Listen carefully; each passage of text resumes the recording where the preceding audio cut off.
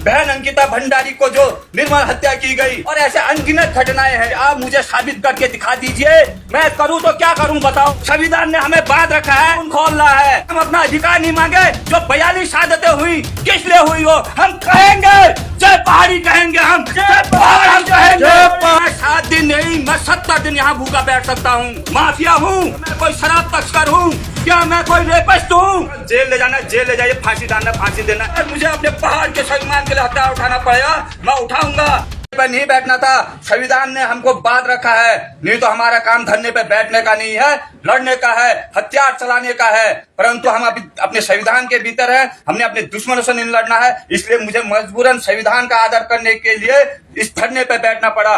और कहने को बहुत कुछ है। मेरा अनशन में बैठने का कारण भाई आशुतोष नेगी और आशीष नेगी को जो अवैधानिक और अनैतिक तरीके से देहरादून पुलिस ने गिरफ्तार किया, केवल यही नहीं है।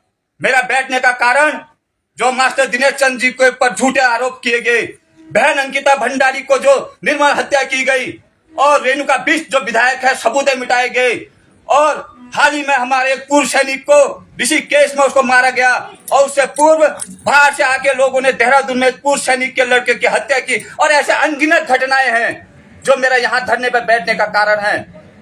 मैं अपने उत्तराखंड के सभी मूल निवासियों से कहना चाहता हूँ कि आप मुझे साबित करके दिखा दीजिए कि मैं गलत हूँ करके। मैं करूँ तो क्या करूँ बताओ। संविधान ने हमें बांध रखा है कि आप संविधान के बाहर नहीं जा सकते हैं। खून खोल रहा है, आंखों से आंसू निकल रहे हैं, ये कोई ढोंग के आंसू नहीं है। अरे जो आपको कहता है कि हम नहीं कहते हैं कि हमें 5 मिनट के लिए पुलिस हटा दो, हम संविधान में रह के लड़ना चाहते हैं। क्या गलती की हमने ऐसे बताइए। हमारे भाई बॉबी पवार पे लाठीचार्ज, जितने भी अनगिनत युवा हैं, क्या हम अपना अधिकार नहीं मांगे? मैं पूछना चाहता हूँ, हमारे राज्य आंदोलनकारियों ने जो 42 शहादतें हुई किस लिए हुई वो हम कहेंगे, जय पहाड़ी कहेंगे हम, जय पहाड़ हम कहेंगे। 42 शहादतें हुई है, अनगिनत राज्य आंदोलनकारियों ने यात्राएं चली है। ये राज्य पहाड़ की अवधारणा पे ही बना है। हम किसी भी जाति, किसी भी धर्म, किसी वर्ग का हम विरोध नहीं करते हैं, परंतु ये पहाड़ के नाम पे राज्य बना है। ये हमारे पूर्वजों ने इसमें बलिदान दिया है। और मैं पूछना चाहता हूं यहाँ पर, मेरे को मैं 7 दिन नहीं, मैं 70 दिन यहाँ भूखा बैठ सकता हूँ। बाबा केदार मेरे ऊपर है और नीचे आप सब मेरे साथ हैं। मैं 70 दिन यहाँ भूखा बैठ सकता हूँ, 7 दिन नहीं। मैं पूछना चाहता हूँ कि क्या मैं कोई माफिया हूँ, या तो घोषित कीजिए मुझे माफिया। क्या मैं कोई शराब तस्कर हूँ, क्या मैं कोई रेपिस्ट हूँ, क्या मैं कोई गुंडा हूँ, या मैं मेंटल हूँ, या मैं दिवालिया हूँ, या मैं किसी का कर्जदार हूँ?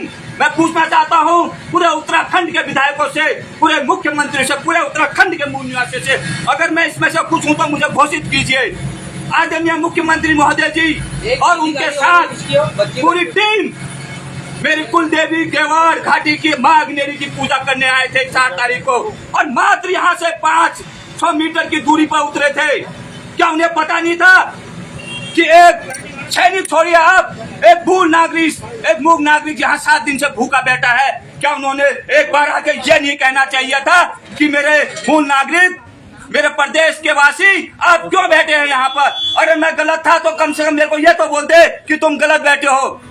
मुझे मुख्यमंत्री महोदय या किसी विधायक, सांसद, मुझे किसी से मिलने का कोई शौक नहीं है। हम लोग सम्मान पहले ही लेके आए हैं। मैंने तो माँ काली से प्रार्थना की थी, हे माँ काली, मैं अपने अगर घर जाऊं तो शहीद होके जाऊं, परंतु माँ काली को कुछ और ही मंजूर था। माँ काली का शायद यही होगा कि बाबा केदार की यही आदेश होगी मैं कि अपने प्रदेश के लिए न्यौछावर हूँ। मुझे कोई शौक नहीं है मुख्यमंत्री जी से मिलने से, डीएम महोदय से मिलने से, या राज्यपाल से मिलने से। हम फौजी हैं, हम पहले ही अपना सम्मान लेके आ रखे हैं। और हमने देश सेवा करके, मैं ये भी स्पष्ट कर दूं, हमने देश सेवा करके कोई एहसान नहीं किया है। उसी देश सेवा की बदौलत आज हमारे बच्चे पल रहे हैं, समाज में हमारा नाम है। हमने कोई एहसान भी नहीं किया है। परंतु पूछना चाहता हूँ, क्यों नहीं यहाँ पर मुख्यमंत्री जी, सांसद महोदय जी, विधायक महोदय जी, ये अन्य जीते, और यहाँ तक तो छोड़िए जो प्रशासन है, आपको किसकी डर थी? मुझे आपसे मिलने का कोई शौक नहीं है, और ना मैं आपके कहने से उठने वाला था। मैं अपने प्राणों की तो मुझे कोई चिंता ही नहीं है। मैं तो अपने प्राण अपने देश और प्रदेश के लिए निछावर कर दिए हैं। परंतु आप ये क्वेश्चन बनता है, प्रश्न बनता है, क्यों नहीं पूछ रहे मेरे मूल निवासी? ये राज्य 42 शहादतें बार बार कहूंगा। मैं कहना चाहता हूं 25 ये हमारा राज्य जो बनना था, राज्य बनने से पहले हमारे शहीदों ने, हमारे आंदोलनकारियों ने राजधानी कैसन घोषित की थी, क्यों नहीं बनी अभी तक? मैं समझता हूं जो 25 साल से विधायक, मुख्यमंत्री, सांसद जो भी इस प्रदेश में राज कर रहे हैं, मैं समझता हूं कि वो 42 शहादतें और अनगिनत राजकारी आंदोलनों की लाशों के ऊपर सत्ता का भोग ले रहे हैं। कब समझेंगे हम इस चीज को? अरे मत मानिए आप मेरा कहना, एक बार तो आप मंथन कीजिए। किस लिए हमने इस राज्य की, हमारे पुरखों ने स्थापना की, तो आज ये राज्य कहाँ जा रहा है? कहने को बहुत कुछ है मेरे पास। और जहां तक रही, मैं आज चेतावनी देना चाहता हूं, हम रोने और ये भूख हड़ताल में बैठने के लिए पैदा नहीं हुए। हमारी कौम अपने देश के लिए लड़ने वाली थी, तो हम अपने प्रदेश के लिए भी लड़ सकते हैं। तो मैं यहाँ पर चेताना चाहता हूँ सरकार को, या तो आप अभी मुझे मेंटल, पागल, गुंडा जो भी है घोषित कर दीजिए, अन्यथा आने वाले भविष्य में मैंने कोई ऐसा काम किया तो पूरे मूल उत्तराखंडी सुन लीजिए। मैं आज तो, क्योंकि भाई आशुतोष नेगी और आशीष नेगी का भी मुझे मैसेज आ चुका है कि मैं स्वस्थ हूँ और आप अनशन तोड़िए। मैं आज तो अनशन तोड़ रहा हूँ, परंतु आप आइए, मैं बयान देता हूँ, जेल ले जाना जेल ले जाइए, फांसी डालना फांसी देना, परंतु आज के बाद मैं भूख हड़ताल पर नहीं बैठूंगा।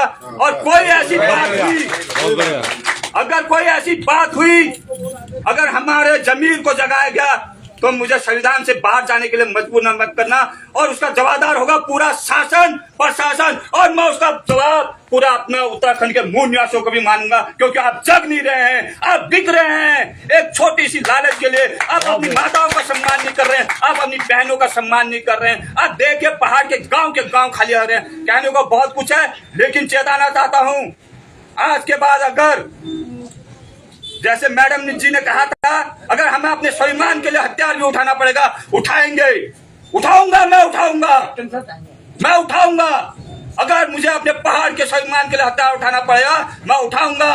और यहाँ पर मैं चेताना चाहता हूँ, इसका जिम्मेदार पूरा उत्तराखंड शासन प्रशासन और आप मूल निवासी भी होंगे, क्योंकि आप जग नहीं रहे हैं। आप मुझे कायर ना समझे, मेरे आंसू मेरे मूल निवासियों के कारण ही निकल रहे हैं।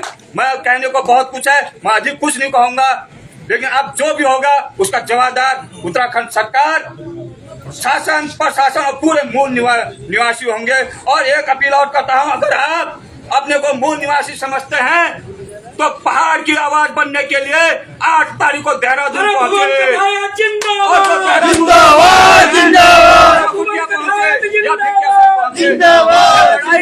किसी एक आशुतोष नेगी के लिए नहीं, किसी एक आशीष नेगी के लिए नहीं, ये लड़ाई है पहाड़ की सभ्यता के लिए, उत्तराखंड के अस्तित्व के लिए, हमारे जमीन के लिए, हमारे स्वाभिमान के लिए, हमारी उन 42 शहादतों के लिए, हमारे उन राज आंदोलनकारियों ने जिन्होंने आपको लड़ के राज्य दिया था। अरे देखो, अगर मैं झूठ बोल रहा हूँ, भाई से अनुरोध है कि पहले वो अपना अगर देखो 2 अक्टूबर 1994 मुजफ्फर नगर हत्याकांड को देखिए, अगर आज की कलेजा नहीं फट जाएगा तो तब कहना, अरे क्यों आज आप सत्ता के दलाल बने हैं, क्यों बने हैं आज सत्ता के दलाल? जय उत्तराखंड, जय भारत, जय बाबा केदार, जय पहाड़, जय पहाड़ी।